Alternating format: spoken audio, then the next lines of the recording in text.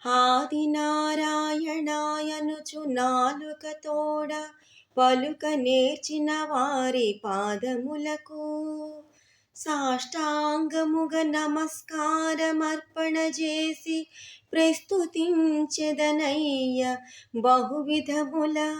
ధరణిలో నరులెంత దండివారైనను నిన్నుగానని వారినే స్మరింప మేము శ్రేష్ఠుల మంచు మిడుకుచుండెడి వారి చెంత చేరగబోను శేషశయనా.